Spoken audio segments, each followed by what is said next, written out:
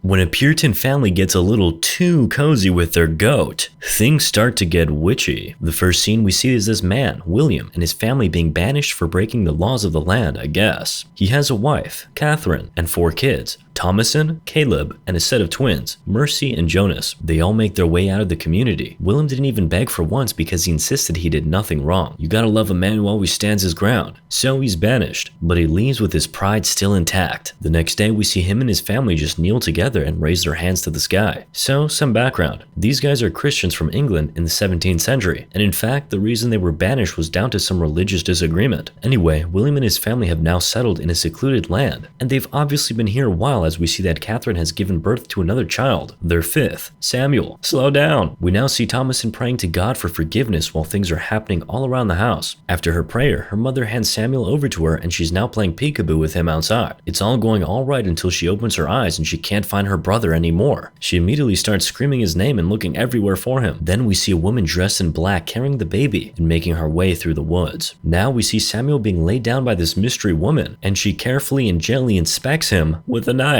Next thing, she's outside pounding something with a pestle. Goodness gracious, don't tell me that's the baby she's pounding like that. What in the world am I watching? She goes on to take the contents from the mortar and rub it around her body. Next, we see Thomason having a nightmare, so Caleb goes and wakes her up. He puts on his shoes and goes out to meet his dad, who tells him that so much time has passed and they can't keep searching. His conclusion is that it's a wolf that took Samuel and they just have to try and put that behind them now. For real, they had enough siblings anyway. Already, they have other problems on their hands. A blight has affected their crops, so now they have to go into the woods and hunt animals to eat. Caleb reminds his dad that he and mom forbade them from stepping foot in the woods, but William says their harvest cannot last the winter, so they have to. William then says, "We will conquer this wilderness. It will not consume us." And they head into the woods. This is sure to go swimmingly. Meanwhile, back at home, Catherine is still weeping and praying. That's how she has been for days now. Thomason goes to peep on her mom and you can tell that it breaks her heart to see her like that, but she leaves and heads out to go fetch some water. Back in the woods, Caleb is now asking his dad why he and mom have refused to even mention Samuel's name since his disappearance, but William manages to calm his son down. He also reveals to his son that he traded Catherine's silver cup for hunting supplies, but warns his son not to speak of this to her. He says he'll tell her himself when she's done grieving. Back home, Thomason retrieves an egg from the poultry, and it falls from her hand and cracks open. Come on, those things are expensive these days. The boys, by the way, finally find a hare. Just as William is about to clap it, he somehow injures himself. Now back at the house, the twins are really tormenting the family's goat, Black Phillip. They're chasing him all around the house, and you can tell that the poor goat has had enough of this, and now looks like he's ready to fight back. But William arrives right in time and puts Black Phillip back in the pen. He falls in the process, and what will the kids do? They laugh. Catherine now comes out and she has words for everybody. She asks William why he just disappeared this morning, but it's Thomason who gets most of the tongue lashing. Catherine is asking her why she didn't look after her younger siblings. She now tells her to go and tend to her father. Catherine is still mad at William, so Caleb steps in and tries to cover up for his dad by telling her that they went to find apples. He says he thought he saw apples in the valley, and dad didn't tell her before leaving because he wanted it to be a surprise to cheer her up. She comes and lovingly touches Caleb's face and says it's all cool. She just doesn't want him going into the woods. William now goes to cut up some wood while Caleb goes to the brook to fetch some water for his mother. He meets Thomason at the brook washing dad's clothes, and she tries to cheer him up. While they're playing, they hear a strange noise coming from the farm. You can see the fear in their eyes at first, but they soon find out that it's only Mercy. She comes in play acting and says she's the witch of the woods, but then she gets serious and starts saying different things. She says Thomason let a witch take Sam, and then goes on to say that she has seen the witch in the woods in her cloak. Caleb says it's a wolf that took Sam, but Mercy insists it was a witch. Thomason now cuts in and tells Mercy that she's right. A witch indeed took Sam, and that she, Thomason that is the witch. She starts walking towards Mercy, trying to scare her with tales about how her spirit slips away from her body when she sleeps and dances with the devil. We're all guilty of taunting our younger siblings with all sorts of stories, and WWE moves in my case. But we all have to admit that this is taking things a little too far, right? But you see, Thomason doesn't stop. She's enjoying this a little too much. She goes on saying that the devil asked her to bring him an unbaptized baby, so she offered Sam to him. She tells Mercy that she can make anybody vanish, and she'll make her disappear if she gets on her nerves. The little girl is shaken, so shaken that her older brother telling her it's all lies does nothing to calm her down. Thomason now pounces on her and tells her she wants to eat her flesh, and she'll do it if she ever says a word of this to their parents. At this point, Caleb intervenes. She's doing a little bit too much. He gets Thomason off the little girl and Mercy immediately runs away. Caleb now confronts Thomason, asking her why she said all of that to Mercy. She tells him to leave her and even encourages him to go tell their parents what just happened. She doesn't want any pity, so Caleb leaves. Later that night, at the dinner table, Catherine asks Thomasin where her silver cup is. She mentions it was passed down to her by her father. Thomasin says she didn't touch it, so Catherine sarcastically asks if the wolf took that too. I wonder why William didn't just own up now. What does he do instead? He calls for fasting tomorrow. Oh, come on, man. You're just gonna watch your daughter take the fall for you? I know we're all scared of our wives and girlfriends, but this scared? Come on, man. Anyway, Thomasin is now sent out to tend to the goat who has been bleeding, and when she gets to the pen, she sees the hair which William failed to clap earlier. But we quickly cut to the parents. Catherine is on her knees, rounding off prayers before she joins William. William is now comforting her, and the conversation now veers into sending Thomasin to go serve another family. Catherine calls the kids' names to be sure they're asleep, but they stay quiet, even though they're awake and can hear everything. William is not in support of it, but Catherine is insisting in tears. Very early the next morning, Caleb is tending to the horse and preparing to go out when Thomasin walks in and asks him what's going on. He tells her to go back to sleep and keep quiet about what she has seen. He says he's going into the woods, but will be back by midday. She tells him to take her with him, if not she'll wake the parents, so he reluctantly agrees. Now we see them in the woods, Thomasin on the horse, Caleb on the foot, and their dog in front. They're telling stories to each other when they spot the same hare from the last time. The dog, Fowler, chases after the hare, and Caleb immediately chases after the dog. The horse, meanwhile, is really spooked, so he just turns 360 degrees and throws Thomasin off, knocking her out cold. Now we see Catherine, William, and the twins shouting Thomasin and Caleb's names and looking for them. Caleb too is shouting Thomasin's name in the woods as he walks around looking for her. What he finds instead is Fowler, but Fowler has been clapped. Oh no! Elsewhere, Thomasin is just regaining consciousness and she can hear her dad's voice shouting their names, so she starts running towards the sound of the voice. Caleb though seems to be running in the opposite direction, deeper into the woods. He finds the hare and begins chasing it again. Thomasin has now found her dad. They hug and he asks her where her brother is, and immediately we cut to Caleb approaching this pretty lady who seems to be attracting him. Now I know I don't get girls, but I'm never trusting a beautiful lady in the woods. I mean, what would such a baddie be doing in the middle of the forest? And I'm right to not trust her because just now, we see this lady pull a confused looking Caleb close before she grabs his head with her hand. From that hand, I can tell she's the witch. Later that night, Catherine is scolding Thomasin while William is preparing to go in search of Caleb, and he's going in spite of protests from his wife and kids. But before he goes, and while Catherine is still scolding Thomasin, William confesses that he took her father's cup and sold it. He apologizes to Catherine and Thomasin. Since he's already confessing, he goes ahead to also confess that it was he who took Caleb to the woods yesterday to hunt. That one probably hurts more because it feels like that's what put the idea in Caleb's head to go out into the woods today too. Catherine walks out in anger and is really lashing out at William. William follows her, promising to find Caleb, but she's not even listening to any of that. She thinks he'll only go out and get himself clapped. As William is trying to calm her down, she strikes him in the face, Will Smith style, and just breaks down. Now they're all back in the house. Thomasin is helping her dad stop the bleeding from his nose. She then asks to step outside to tend to the goat and her mother lets her go. That turns out to be the right decision as she spots Caleb outside in his birthday suit. They immediately take him inside and tend to him. In doing that, Catherine makes a cut on his face while praying, and Thomasin collects his blood in a bowl. Why she did that? I do not know. The next morning, Mercy is back at it again with her smart mouth. She says Black Phillip told her that Thomasin made Caleb sick by putting the devil in him. Thomasin says she'll never hurt Caleb or any of them, but Mercy doesn't believe that, and you can understand why. 4 letters. PTSD. She tells her that their parents will eventually find out what Thomasin asks. That you're a witch, Jonas says. Nah, just switch the first letter to a B, then you'll be on the money. Thomasin doesn't seem to pay too much mind to them. She just focuses on milking the goat in front of her. But as she's doing that, something strange happens. Spaghetti juice starts coming out of the udder instead of milk. Everybody's shocked to see that. Back inside the house, we see Catherine praying over Caleb when William comes in. She tells her husband that all this has to be witchcraft, but William thinks the idea is ridiculous. He tells her that they'll head to the plantation tomorrow to find Thomasin a good family, and Caleb a doctor who'll tell them if this is natural or not. But Catherine is still throwing a tantrum, so William just straight up asks her what she wants. She says she wants to be home. Now she's crying and apologizing for how she has been acting since Sam's disappearance. She says since she lost her little boy, her heart has turned to stone. She used to feel the love of Christ so much before, but since Sam, she doesn't anymore, no matter how much she prays, and she's not sure she can feel that same measure of love ever again. Later, while the entire family is outside doing one thing or another, they hear a scream from inside and immediately run in to check on Caleb. He's murmuring some things and really shivering. After screaming for a bit, his mouth seals up, so William has to pry it open, and when he does, Caleb vomits a rotten apple. As soon as the twins see that, they point to Thomasin and accuse her of being the person who bewitched Caleb and stole Sam. Of course, Thomasin denies all of this, but her parents are not so sure whom to believe. William now tells Thomasin to get on her knees, and goes on to ask her some questions. He asks her if she loves the Bible and prayer, and she says yes. Oh, you love the Bible? Name every verse. Anyway, William instructs all of them to pray for Caleb, but the twins now say they can't remember the Lord's Prayer. At first it looks like they're just messing around, but then they start convulsing and Caleb starts convulsing too. His parents and older sister now join hands together and pray the Psalm 23 prayer together, and then calms him. It's all smiles in the room now. Caleb now declares his love for Christ with a big smile on his face, something his parents must really enjoy seeing. But then he ends his little speech by asking Christ to take him to his lap, and he just lays back down and dies peacefully. Rip in peace. Catherine starts weeping and shouting at Thomasin. Thomasin runs out and William quickly follows her and consoles her. Then he begins to say things that make Thomasin believe that he thinks she's a witch. So she gets up from his embrace and confronts him. He thinks she's the reason for what he has just seen, and he tells her that Christ can undo the bargain she has made with the devil, if only she tell the truth. But Thomasin just keeps insisting that she hasn't made any bargain, and then turns around and starts confronting her father about wanting to sell her, making her take the blame for what he did until it was too late, and taking Caleb to the woods. She goes on calling her father a hypocrite and accusing him of allowing his wife to be his master. Sim, but she's not yet done with him. She's still roasting her dad, telling him he can't hunt and can't bring crops to yield. William has now had enough, so he grabs her and throws her to the ground, calling her a witch yet again. Thomasin now tells him that it's the twins he should actually be looking at because they communicate with Black Phillip every day. She goes on to call Black Phillip Lucifer and says he's the one bewitching the farm. Then she points out that time that Mercy called herself the Witch of the Woods. At this point, William just grabs Thomasin and drags her into the house, throws her to the ground, and tells her to tell her mother what she just told him. She does. Then William walks over to where the twins are lying down and screams at them to wake up, but they don't. At this point, William is so confused. He obviously doesn't know who the culprit is, so he takes all three of his kids and seals them in the goat's house, and says they'll head back to the plantation the following day. In the goat house, Thomasin asks the twins if they're witches. They say they're not, and asks her the same thing. She says she's not either. Then she asks them if Black Phillip really speaks to them, but they don't reply. Later that evening, we see William and Catherine burying Caleb. Catherine goes into the grave to lie with her son one last time. At night, William is cutting up wood and blaming himself and his pride for everything that has happened. He's now asking God for forgiveness, asking him to punish him but spare his children. Thomasin is observing him from the pen as he takes dirt from the floor and puts it in his mouth while he prays and cries. Meanwhile, inside, Catherine is hallucinating. She's seeing an apparition of Caleb holding Samuel, and Caleb now tells her she can see them often and asks her if she'll take a look at a book. She tells him to hold on a bit because she needs to feed Samuel, but as it turns out, that's not Samuel. It's a raven who's pecking at her. While that is happening, the children in the pen can now see the witch drinking blood from the goat's udder. She turns around to look at them and they start screaming. The next morning, William wakes up and goes outside the house, and you can see that there's blood on Catherine's dress from the raven last night. Anyway, William looks at the pen, which is now destroyed, and can see that the goats have been disemboweled, and Thomasin is lying there near unconscious. The twins, however, are nowhere in sight, but before he can even properly process what has happened, Black Phillip attacks him with his horns, leaving him bloody, with blood pouring out of his mouth. William picks up an axe and looks ready to attack Black Phillip, but the goat doesn't even give him a chance. He drives his head into the man yet again and sends him crashing down for good. Thomasin sees this and screams. She slowly stands up and approaches her father, but before she can even make contact with him, Catherine grabs her by the head and pulls her away. She's asking Thomasin where the twins are and accusing her of bewitching Caleb and William. She's attacking her daughter while blaming all the evil on her. So Thomasin picks a knife nearby and claps her mother with it in self-defense. But Catherine is still going on, trying to go all 50 Shades of Grey on her. So Thomasin claps her a few more times. She does that and just holds on to her for a few seconds before pushing her away and standing up. Thomasin now goes inside and sleeps off at the table. She's woken up later that night by a chiming sound, so she goes out to check what it is. It's from the pen. She sees Black Phillip outside and she follows him in and urges him to speak to her like he did to Jonas and Mercy. The goat remains quiet, so she turns around to leave, but as she turns, the goat asks her what she wants. Yes, in a human voice. I mean, you should have known the goat was human all this time. His real name is Michael Jordan, for crying out loud. Keep up. Anyway, Thomasin then asks his supernatural goat what he can give, and he asks her if she wants a life of luxury and to see the world. She asks what he wants from her in return, so Black Phillip shows her a book, tells her to sign her name there, and tells her to remove her socks. Black Phillip, by the way, has now turned into a human man with a Chicago Bulls jersey. See, I told you. Okay, actually he's not wearing that, but he's actually a man now, and he puts his hand around her shoulder and tells her he'll guide her hand to write her name. Now we see Thomasin walking into the woods with Black Phillip, back to being a goat, following her. She arrives at a bonfire. A bunch of witches are making incantations around the fire. Shortly after she arrives, the witches begin to levitate and she joins them all laughing maniacally. Moral of the story? What kind of a girl name is Thomasin?